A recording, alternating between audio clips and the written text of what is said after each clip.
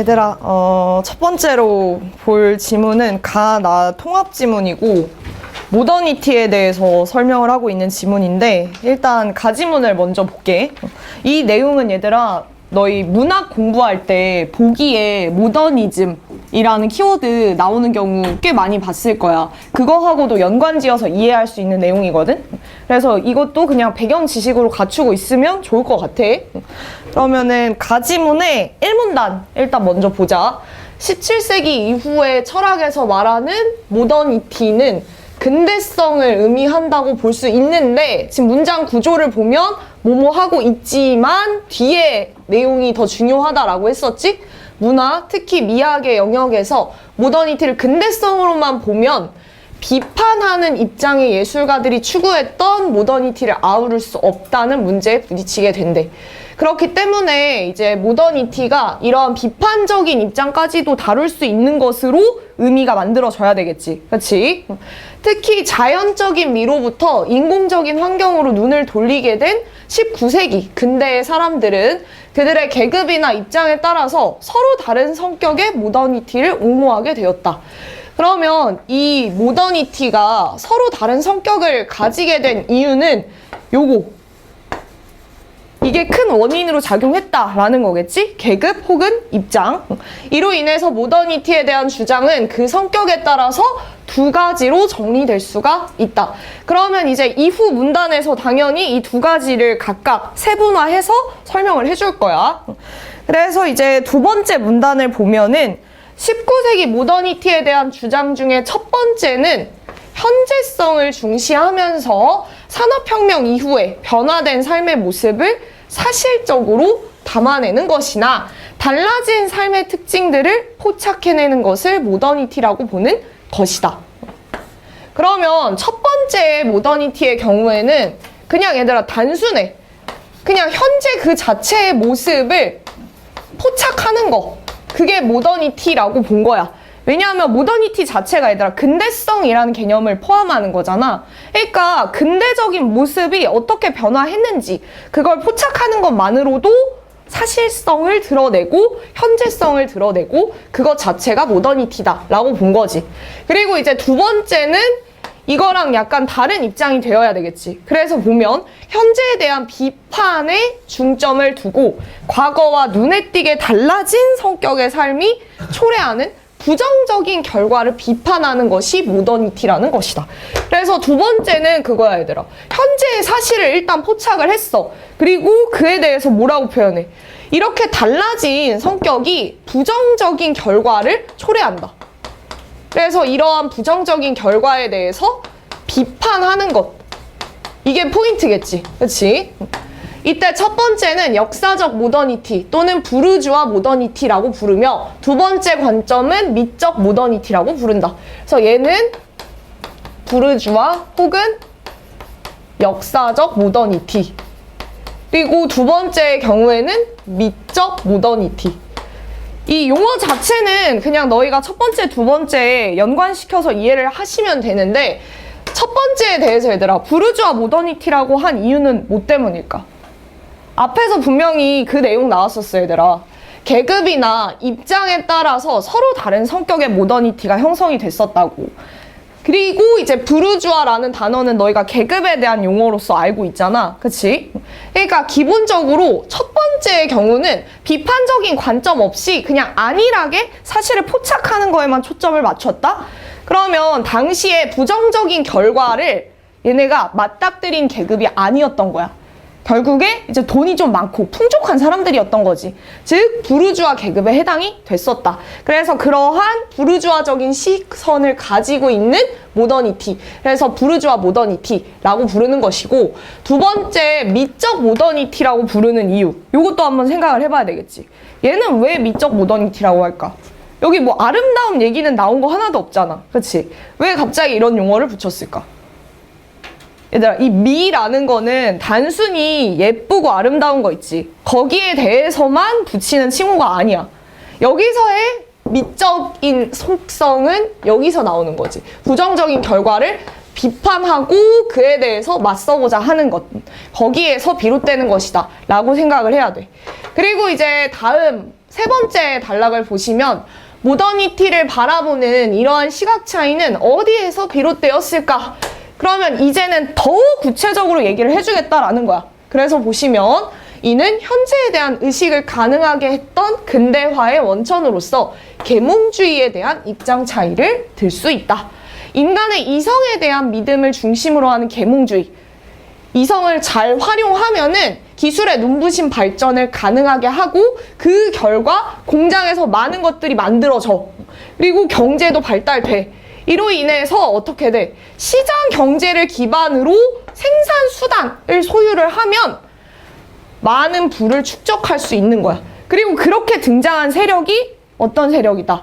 바로 부르주아 계급이 되는 거지. 그렇지? 그래서 여기서 이렇게 설명을 하고 있죠. 부르주아로 대변되는 유산 계급, 생산 수단을 가지고 있는 계급이라는 뜻이지. 이와 반대되는 걸로 얘들아, 노동자들은 뭐라고 해? 무산 계급이라고 이야기를 하죠. 요 무산 계급과 유산 계급의 개념은 마르크스가 제시를 했던 거야. 이거 알고 계시고, 대량 생산을 가능하게 하는 과학과 기술의 유용성에 대해서 무한한 신뢰를 보냈고, 진보의 원리, 진보를 가능하게 하는 이성을 중시하였다. 그리고 이러한 입장이 뭐래? 역사적 모더니티에 해당이 된다라는 거야. 그러니까 인간의 발전, 근대적인 기술의 눈부신 그런 발전들, 그거 다 긍정적으로만 보고 있는 거야. 그리고 나서 이제 다음 단락 시작하는 부분 보면 어떻게 시작해? 반면으로 시작이 되고 있지. 이제는 요거 미적 모더니티에 대해서 더 구체적으로 얘기를 해줄 거야. 사회에는 부르주아적 가치 척도에 대한 반감, 그러니까 얘네들 마음에 안 든다는 거지. 그렇지? 출발하여 부르주아들이 내세우는 이념과 청교도 윤리 간의 비판적인 태도를 견지하는 이들 또한 존재했다. 이들은 공장에서 일하기 위해서 각지에서 상경한 노동자들, 얘네가 일하는 환경이 어때? 안 좋아. 왜? 부르주아들은 최대한 많은 돈을 벌어야 되잖아. 그렇기 때문에 비인간적인 조건에서 살아가고 있어. 이에 대해서 비판적으로 바라보았다라는 거야. 그래서 이러한 입장을 취하는 이들 중에 대부분은 예술가들이야. 예술가들. 왜 미적 모더니티라는 말을 붙였는지 한 번 더 이해가 되지. 그렇지? 이들은 부르주아가 보이는 속물 군성 그리고 행태를 지적하고 이를 부정적으로 표현하는데 이러한 입장을 미적 모더니티라고 부른다. 그래서 우리나라 문학 작품에서도 얘들아 이런 미적 모더니티가 발견되는 작품들이 꽤 있어요. 그러면 여기까지 이제 가지문을 받고 나지문으로 한번 넘어가 볼게. 가지문은 얘들아 지금 우리가 내용을 살펴봤을 때 모더니티에 대해서 상반된 두 입장, 그치? 서로 다른 두 가지 입장을 제시하는 게 목적이었고, 나지문은 어때? 나지문은 너희가 문제 풀면서 읽어봤잖아. 글 전개하고 있는 방식을 보면은 어디에 초점이 맞춰져 있니?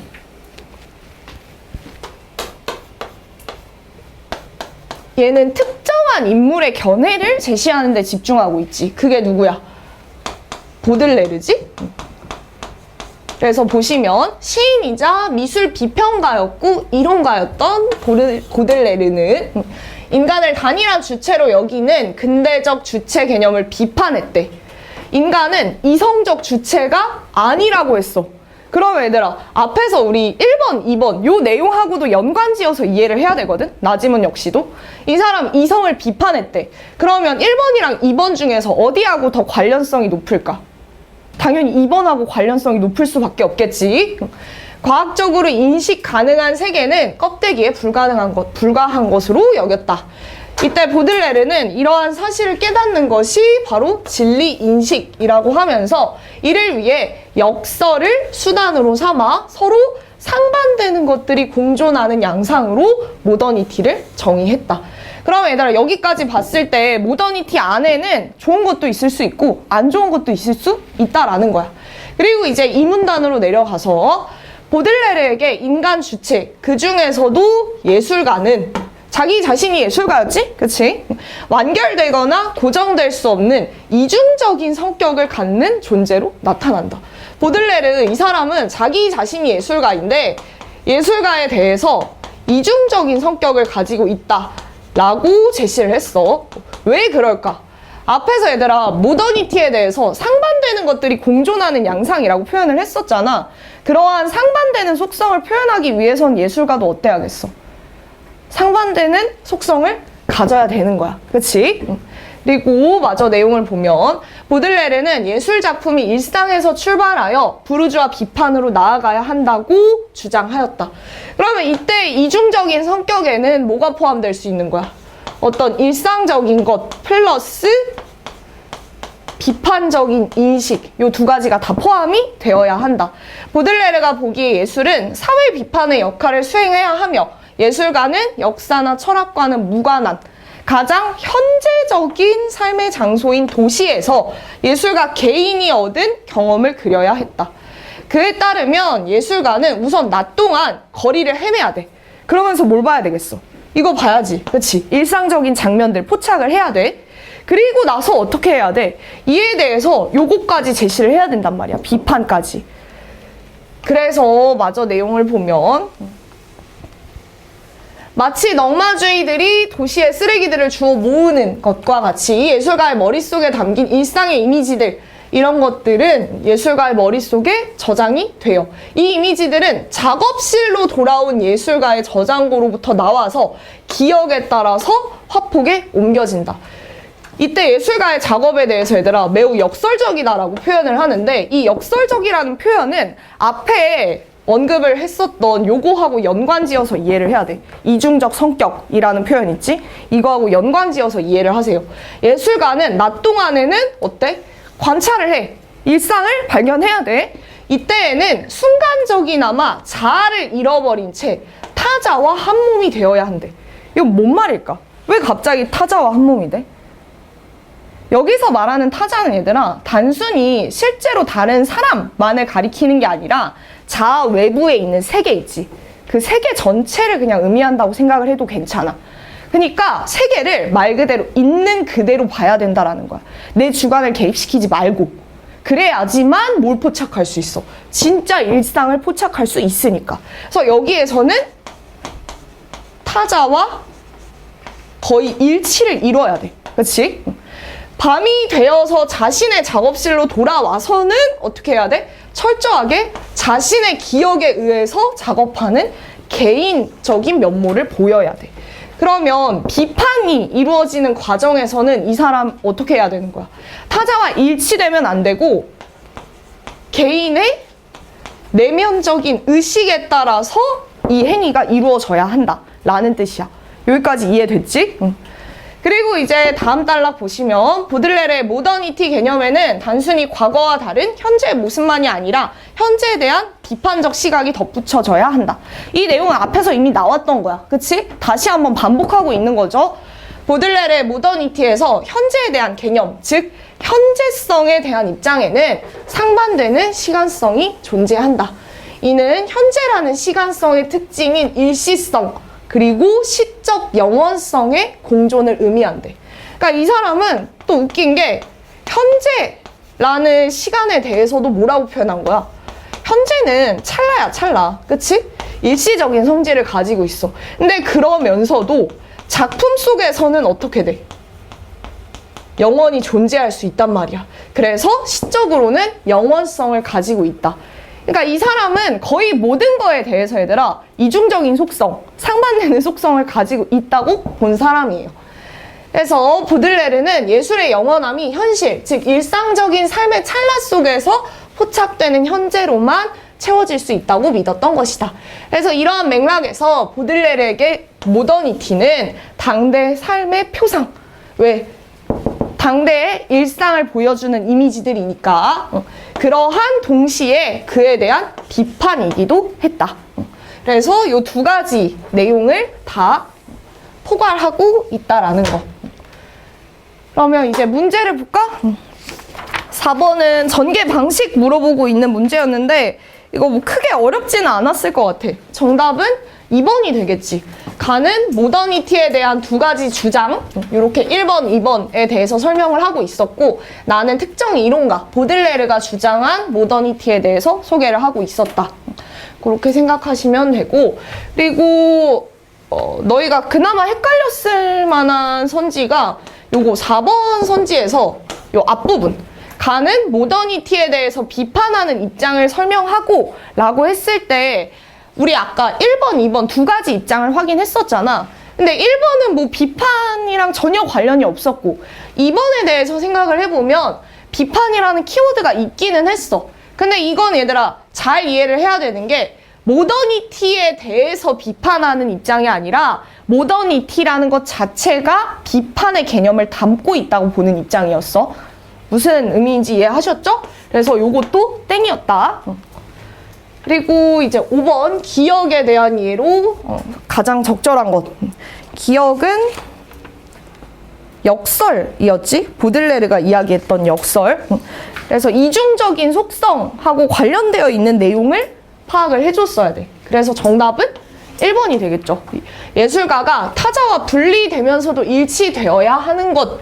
그게 요 내용이었어. 그렇지? 일상과 비판. 요 두 가지를 다 잡아야 한다.